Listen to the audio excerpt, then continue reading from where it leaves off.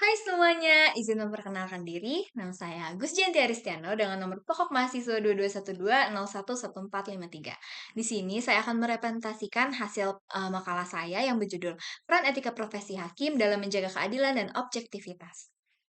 Etika profesi hakim sendiri adalah pedoman moral dan hukum yang mengatur perilaku hakim dalam menjalankan tugasnya. Etika ini penting karena hakim itu memegang kekuasaan besar dalam menentukan keadilan dan menyelesaikan sengketa hukum secara objektif. Tanpa etika sendiri, kewenangan tersebut itu beresiko disalahgunakan. Di Indonesia, landasan utama etika profesi hakim adalah Perma nomor 1 tahun 2011 tentang Kode Etik dan Pedoman Perilaku Hakim atau KEPPH dan Undang-Undang nomor 48 tahun 2009 tentang kekuasaan kehakiman.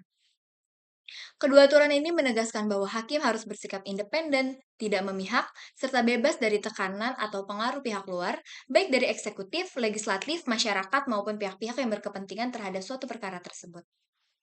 KEPPH ini memuat 10 prinsip dasar yang wajib dijunjung tinggi oleh hakim, seperti berperilaku adil dan jujur, arif dan bijaksana, mandiri dan berintegritas tinggi, bertanggung jawab dan disiplin, menjunjung harga diri, bersikap rendah hati, dan profesional.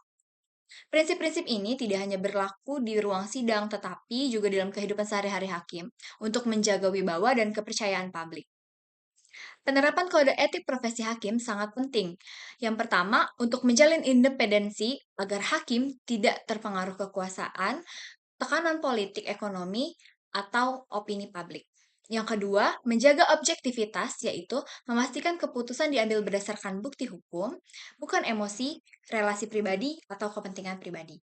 Yang ketiga, mendorong transparansi dan akuntabilitas, di mana hakim harus mampu menjelaskan dasar putusannya secara terbuka dan bertanggung jawab. Pelanggaran kode etik ini masih sering terjadi dalam praktik sehari-harinya, antara lain ada penerapan suap atau gratifikasi dari pihak yang berperkara. Yang kedua, intervensi politik atau keberpihakan terhadap kepentingan pribadi atau kelompok. Yang ketiga, manipulasi fakta hukum atau penyalahgunaan wewenang untuk keuntungan tertentu. Dan yang terakhir ada konflik kepentingan seperti hubungan keluarga atau pribadi dengan salah satu pihak. Contoh kasus nyatanya, yang pertama ada dugaan suap dalam kasus Georgette Tanur, pelanggaran etik yang melibatkan hakim Mahkamah Konstitusi seperti Guntur Hamzah dan Anwar Usman. Hakim DA yang terlibat penyalahgunaan narkotika dan hubungan tidak profesional dengan pegawai pengadilan. Dampak dari pelanggaran kode etik ini sangat serius. Di antaranya, yang pertama, merusak citra dan kredibilitas hakim. Yang kedua, menghilangkan kepercayaan masyarakat terhadap sistem hukum. Yang ketiga, menyebabkan krisis keadilan dan munculnya ketidakpastian sosial. Oleh karena itu, dipenuhkan langkah-langkah konkret seperti pengawasan ketat dan berkelanjutan dari Komisi Yudisial dan Mahkamah Agung. Yang kedua, pemberian saksi tegas dan transparan terhadap pelanggaran etik, baik berupa teguran, penurunan jabatan hingga pemecatan.